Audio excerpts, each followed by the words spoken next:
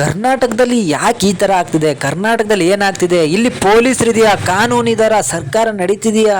ಯಾಕೆ ಯೂತ್ಸಿಗೆ ಯಾಕೆ ಭಯ ಬರ್ತಾ ಇಲ್ಲ ಕಾನೂನು ಮೇಲೆ? ಒಬ್ಬರ ಜೀವ ತೆಗೆಯೋದು ಯಾಕೆ ಇಷ್ಟು ಈಸಿ ಆಗಿದೆ? ಕಾರಣ ಏನು? ಕಾರಣ ಒಂದೇ, ಕಾನೂನಲ್ಲಿ ಇವರಿಗಿರುವಂತಹ ಶಿಕ್ಷೆ ಸರಿಯಾಗಿಲ್ಲ. ಮತ್ತೆ ಈ ಪ್ರಾಣ ತೆಗೆದಿದ್ದಾರಲ್ಲ ಯಾರ್ಯಾರು, ಇವರಿಗೆಲ್ಲ ಶಿಕ್ಷೆ ಆಗಿರೋ ಒಂದು ಘಟನೆನೂ ಕೂಡ ಇಲ್ಲಿಲ್ಲ. ಒಬ್ಬರನ್ನ ಪ್ರಾಣ ತೆಗೆದು ಹೋದರೆ ಅವನು 30 ವರ್ಷ ಜೈಲಲ್ಲಿ ಜೀವಂತವಾಗಿ ಬದುಕಿರ್ತಾನೆ.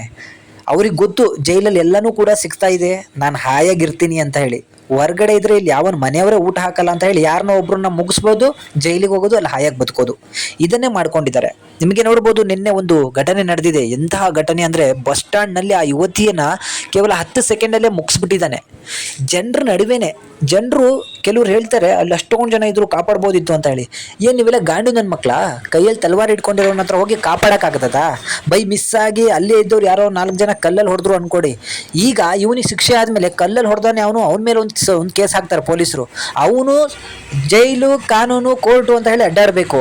ಇಷ್ಟೆಲ್ಲ ಮಾಡೋರು ಆ ಶಿಕ್ಷೆ ಕೊಟ್ಟವನಿಗೆ ಎನ್ಕೌಂಟ್ರ್ ಮಾಡ್ಬೋದು ತಾನೆ, ತುಂಬ ಈಸಿ ಸಿಗ್ತಾ. ಅವನು ಎಷ್ಟು ಈಸಿಯಾಗಿ ಎಲ್ಲರ ಮುಂದೆ ಓಡೋಯ್ತಿದ್ದಾನೆ ಅಂದರೆ ಬಸ್ ಸ್ಟ್ಯಾಂಡಲ್ಲಿ ಆ ಲೋಫರ್ನ. ನಿಜಕ್ಕೂ ಕೂಡ ನಾನು ಹೇಳೋದು ಒಂದೇ, ಪ್ಲೀಸ್ ತರ್ರಿ. ಯಾಕೆ ತರೋಕ್ಕಾಗ್ತಿಲ್ಲ? ಕಾನೂನನ್ನು ಯಾಕೆ ತಿದ್ದುಪಡಿ ಮಾಡೋಕ್ಕಾಗ್ತಿಲ್ಲ? ಒಬ್ರಿಗೆ ಕಮೆಂಟ್ ಮಾಡಿ ಕೆಟ್ಟದಾಗ ಕಮೆಂಟ್ ಮಾಡ್ದ ಅಂದರೆ ಅದಕ್ಕೆ ಬೇರೆ ಕಾನೂನು ತಂದಿದ್ದೀರಾ. ಮೊನ್ನೆ ಇನ್ನು ಯಾವುದೋ ಒಂದು ಹೀರೋಯಿನ್ಗೆ ಕಮೆಂಟ್ ಮಾಡಿದ್ರೆ ಅದಕ್ಕೊಂದು ಕಾನೂನು ತರ್ತೀರಾ, ಎಲ್ಲದಕ್ಕೂ ಕಾನೂನು ತರ್ತೀರಾ. ನಿಮ್ಮ ಸಂಬಳಗಳು ಜಾಸ್ತಿ ಮಾಡ್ಕೋತೀರಾ, MP MLAಗಳು, ಇದಕ್ಕೆಲ್ಲ ಕಾನೂನುಗಳು ತರ್ತೀರಾ. ಎಲ್ಲದಕ್ಕೂ ಕಾನೂನು ತರೋರು, ಪ್ರಾಣ ತೆಗಿಯೋರು, ಅತ್ಯಾಚಾರ ಮಾಡೋರು, ಇವ್ರಿಗೆಲ್ಲ ತಕ್ಕ ಮಟ್ಟದ ದೊಡ್ಡ ಶಿಕ್ಷೆ ಕೊಡುವಂಥ ಕಾನೂನು ಯಾಕೆ ತರ್ತಿಲ್ಲ? ಯಾಕೆ ನಿಮ್ಮ ಕೈಯಲ್ಲಿ ಆಗ್ತಿಲ್ಲ? ನಿಮಗೆ ಯಾಕೆ ಆ ತಾಕತ್ತಿಲ್ಲ? ಸುಮ್ಮನೆ ಯಾಕೆ? ನೋಡು, 22-23 ವರ್ಷದ ಒಂದು ಯುವತಿನ ಚಿಕ್ಕ ವಿಚಾರಕ್ಕೆ ಮುಗಿಸ್ಬಿಟ್ಟ. ಈಗ ಅವರ ಮನೆಯವ್ರಿಗೆ ಏನಾಗಿರ್ಬೇಡ, ಜನಗಳಿಗೆ ಏನಾಗಿರ್ಬೇಡ, ಅಲ್ಲೇ ಇದ್ದಂತಹ ಸ್ಕೂಲಿಗೆ ಹೋಗ್ತಿದ್ದಂಥ ಹುಡುಗರು ಅದನ್ನು ನೋಡಿದ್ದಾರೆ ಅಂದರೆ ಅವನು ನಾಳೆ ಹೀರೋ ಆಗ್ತಾನೆ.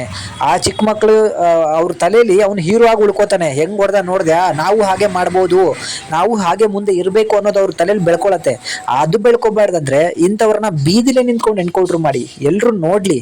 ಯಾಕಂದರೆ ಎಲ್ಲ ನನ್ನ ಮಕ್ಕಳಿಗೂ ಕೂಡ ನಡಗಬೇಕು, ಬೀಜ ಎಲ್ಲ ಗಡಗಡ ಅಂತ ನಡಗಬೇಕು, ಇನ್ನೊಬ್ಬರ ಮೇಲೆ ಕೈ ಹಾಕೋಕ್ಕೆ, ಇನ್ನೊಬ್ಬರ ಮೇಲೆ ಹೊಡಿಯೋಕ್ಕೆ. ಅಂತಹ ಒಂದು ಕಾನೂನು ತರ್ರಿ, ಅಂತಹ ಒಂದು ಶಿಕ್ಷೆನ ಕೊಡ್ರಿ. ಅದನ್ನು ಬಿಟ್ಟು ಇವನ್ನ ಹಿಡ್ಕೊಂಡು ಹೋದ್ವಿ ಅಂತ ಹೇಳಿ ಪೋಸ್ ಕೊಟ್ಕೊಂಡು ಒಂದು ಫೋಟೋವನ್ನು ತೆಗೆದುಬಿಟ್ಟು ಜೈಲಿಗೆ ಹಾಕಿ 2 ತಿಂಗಳಾದ್ಮೇಲೆ ಹೊರಗಡೆ ಇರ್ತಾನೆ. ಇವನ ಬಗ್ಗೆ ಯಾವನು ಕೂಡ ಯಾವುದೂ ವಿಡಿಯೋ ಮಾಡಲ್ಲ. ಇನ್ನೊಂದು ಯಾವುದಾದ್ರೂ ಚುಚ್ಚಿಬಿಟ್ಟು ಹೋಗ್ತಾನಲ್ಲ, ಅವಾಗ ನಿಮಗೆ ಇನ್ನೊಂದು ವಿಡಿಯೋ ಗೊತ್ತಾಗುತ್ತೆ, ಇದು ಇವನು ಮಾಡ್ತಿರೋ 2ನೇ ಕೊಲೆ ಅಂತ ಹೇಳಿ ಬರುತ್ತೆ. ಇಷ್ಟೆಲ್ಲ ಬರಬಾರ್ದಂದ್ರೆ ಇಂಥವರಿಗೆ ಕಠಿಣ ಶಿಕ್ಷೆ ಕೊಡಿ. ನಾವು ಪ್ರತಿದಿನ ವಿಡಿಯೋ ಮಾಡಿ ನಿಮಗೆ ಹೇಳಿ ಸಾಕಾಯಿತು, ಇದು ಊದಿ ಸಾಕಾಯಿತು. ನೋಡೋಣ ಈ ಕರ್ನಾಟಕ ಬದಲಾಗತ್ತೋ ಅಥವಾ ಕಚಡ ಕೆಲಸಗಳು ಮಾಡ್ಕೊಂಡಿರೋರಿಗೆ ಜೈ ಅನ್ನತ್ತೋ, ಕಾದು ನೋಡೋಣ. ಇದ್ರ ಬಗ್ಗೆ ನಿಮಗೇನು ಅನ್ನಿಸ್ತು ಕಮೆಂಟ್ ಮಾಡಿ ತಿಳಿಸಿ. ಎಲ್ರಿಗೂ ಕೂಡ ಧನ್ಯವಾದಗಳು. Thank you.